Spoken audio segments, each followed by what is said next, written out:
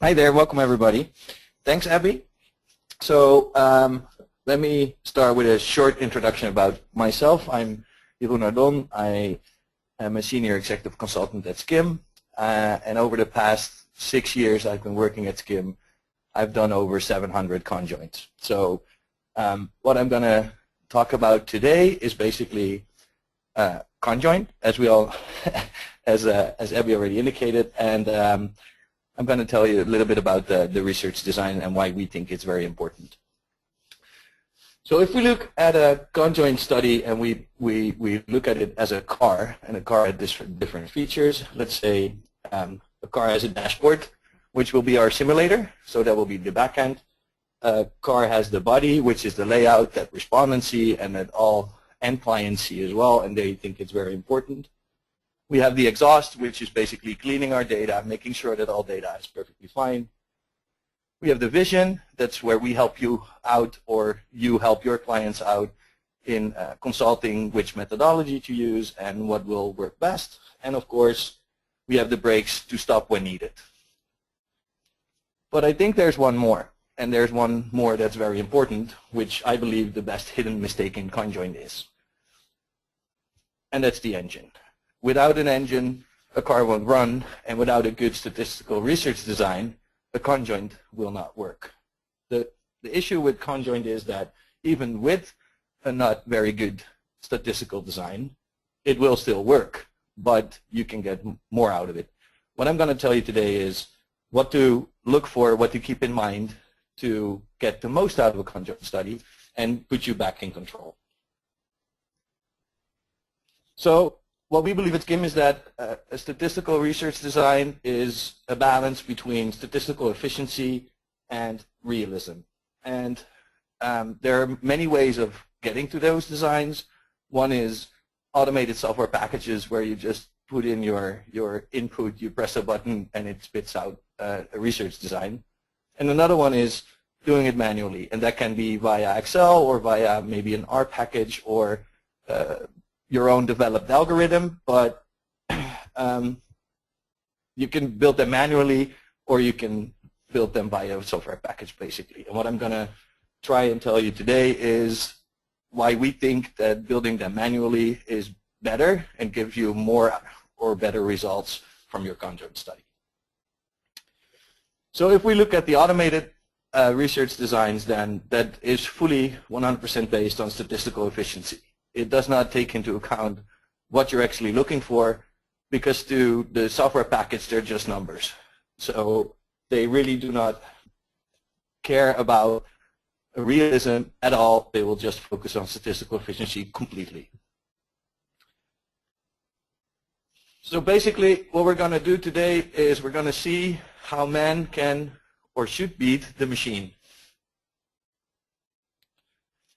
At the hand of three examples, I'm going to guide you through how manual research designs can make your conjoint study better. And I apologize for the coming two slides. Those are really focused on numbers, but we tried hard to get them out of here. But this, I think, it's very important. So if we look at the top table, we see that basically we have two attributes, and both can be combined in any way, which in any matter you can have it very well balanced. So you see that all numbers in this table are very nice aligned and very the same as well. But now let's assume that we have two combinations that are not allowed.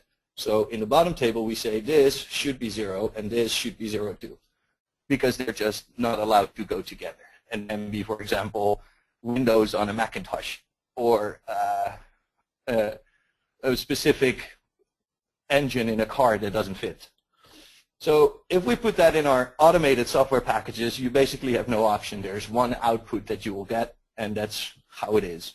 So you say those two are not allowed, and you'll see that what we get here is not in balance. It's statistical most efficient because it tries to balance the top row, the bottom row, and all inside, but you have no choice.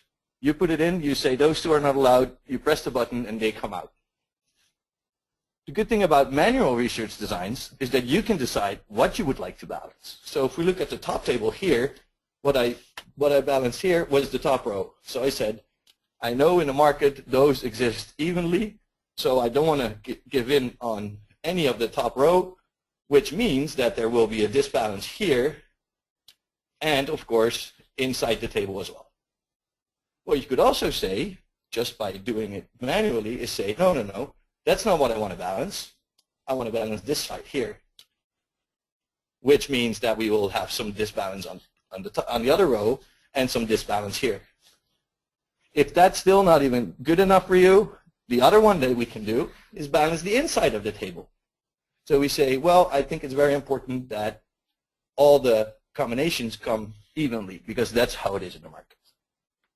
So the story here is that with an automated research design, you get one answer, which is definitely the statistically most valid one. However, it's not the most realistic one, which actually means that you can end up with a skewed design. With manual research designs, you are in control, and you can decide what's better. And of course, I showed you 3 examples now, but basically everything in between can also be done. The second part that I would like to talk about is how we can add realism to our studies. And I'm going to talk about 2 examples here. The first example I want to take is, let's assume that we're in the soft drink market, and we have different variants of the same soft drink. So let's say Diet Coke and regular Coke. We know that they will never be priced at if they have the same size, they will never be priced at a different price. So if we would do a study with, let's say, 2 brands, and each brand has 3 variants, and we want to test a price range around it, if we would do an automated research design, what would happen is that we would show the same or different variants of the same brand at different prices. And if we're a price-sensitive respondent, even though I'm brand loyal, I have an easy pick. We know that this will never happen in the market, and this is not something that we're actually looking for. So what we could say if we build a manual research design, we can say, well, actually, this is more how it goes. And of course, now we see that Pepsi goes up, but it can also go down. But the different variants of one brand will move together. So now we even for the price-sensitive respondents, it makes it a little bit tougher. But we know what they would pick. So taking that realism into account in your study is very important, because this is also what you're going to use in your dashboard in your simulator. If you test a lot of things that will never happen in the market, that means that you have a lot of information that you're not going to use. So what we should and try to do is get as much realism into the conjoint design to make sure that you have as much information from the study as possible. Another one that I think is very important in this case is the base case. So let's do a very short survey, and I'll pretend to be very price sensitive, and I'm Dutch, so I actually am quite price sensitive. So let's say we have coffee on the left for 1.50 and tea on the right for €2. So what I would pick was, of course, the coffee on the left. Now we move to the next task, where we change the price, and we say coffee on the left now is €2 and tea on the right is 1.50. I would go for tea. So that was the whole survey that we did, and now we are going to start doing our analysis, and we know that in the base case, our 2 products are both priced at €2. Having this as our base case, and knowing that we have those 2 tasks before, if I would ask any of our market researchers, what the share of those 2 products would be, if I would be very, very honest, I don't know. So what we should do here is, especially for the base case, which is the starting point of all analysis that we're going to do, because we want to see what happens if we change the market, why not include that? And it's not just the base case that you can include, but you can definitely also include other specific scenarios that you're interested in. For example, if you want to up price 3 products at the same time, make sure that that happens in your research design. If you want to replace a variant of a brand with another, then you can definitely put that in your design as well. So does that mean that we can do whatever we want and just ask what we're looking for up until a certain point? Because what could definitely happen is that we can break our research design by just putting too much realism into account. I'm not sure if the questions are coming in, but one question here could definitely be, so where's the balance and how should we do that? Well, it's a fine line between statistical efficiency and realism, and we want to add as much realism as possible, but we don't want to break the statistics. So the easy answer here would be, it depends, which doesn't help much, but that's how it is. So it's a really thin line between statistical efficiency and realism. We want to add some realism, and we want to do that because we want to have as much information from our respondents as well. And that brings me to the next pitfall that I think is a very important one, an obvious choice. If we would use an automated research design, what would definitely happen in, I think, a lot of cases is that on a screen we would end up with an obvious choice like we have here. Man versus machine, I'm sure we would all pick the man. But what could happen is that we have a very, very good product for a low price and a very low-end product for a very high price. And we know what everybody would pick. They would pick the cheap one that has all the high-end features. But if we know that already, then there's no point of asking, because it's basically loss of data, because we would know already, so we don't learn anything. With manual research designs, you can even exclude those obvious choices. And this will be a nice conversation with your client or with the researchers, depending on if you're a client or a researcher, to see what would be an obvious choice and how you can exclude that. This, I think, is very important in setting up your study. So what we at SKIM always say is, before you actually even think about going into field, we are already thinking about what we want to simulate. So before we start creating a research design, we're thinking of the simulator, because that's basically our start from where we start building the research design. Again, this was an obvious choice, and one of the important things about manual research design is you are in control. You can decide what needs to go in, what needs to go out. You can decide where you want to balance. You can decide basically almost everything, just keeping the statistics into account. Yesterday I had a call with a client, and they asked me, so Jeroen, you told me that you want to add realism to the design. And I said, yeah, that's what I want. So we have 12 scenarios that we want to test. So we're going to put that in, and then we want to be able to do everything. I had to tell them that's unfortunately not how it works. So it's not just putting as much realism in there as possible. There is also the statistics that we should take into account, even if we do it manually. But we want to help you guys out in seeing how far you can go and what's still relevant. So to have a short recap, and I think I'm going pretty fast with it. But so I talked about 3 pitfalls. So the first one was the exclusions, where if you use an automated research design, you have one solution. If you use a manual one, you can decide on everything, basically. Second one was the realism, which gives you more information from each respondent that you're asking, and we all know that respondents are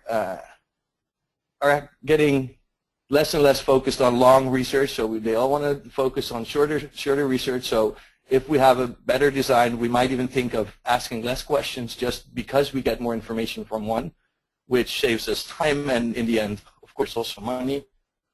And the third one was the obvious choices, which we don't learn anything, so it's basically, again, getting the most out of your conjoint. Now, I put already one question how do you know you got a manual research design?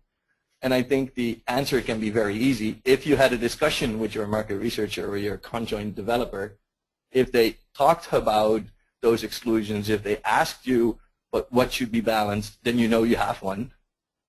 Which doesn't mean if they didn't ask that you don't have one, but you can always ask a researcher if it happened.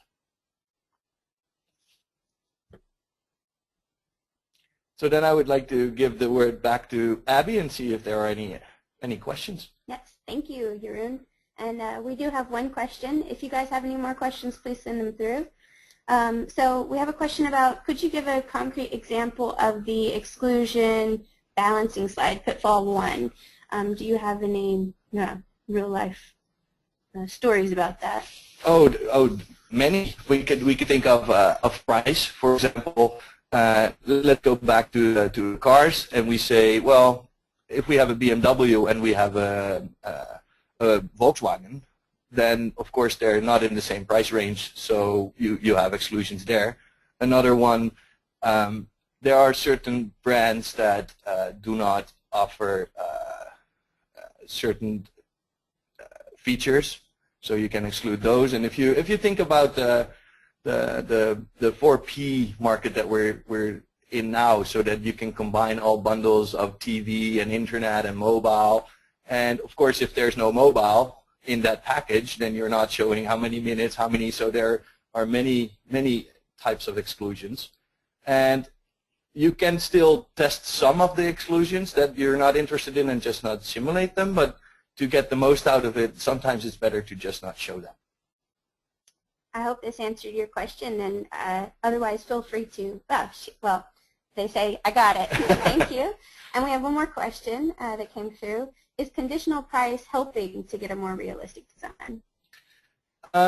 It does in a way to show, but if you're going to go into the analysis phase, it could not. So conditional pricing is definitely a nice way of showing the right price for the right concepts, but in your analysis phase, what we at SKIM say is if you have just 5 price points, for example, and the 5 price points mean -10, -5, 0%, +5%, or +10%, we don't believe that the -10% means the same for every price level. So if we go back to the BMW and the Volkswagen, let's assume that the BMW is 50,000 and the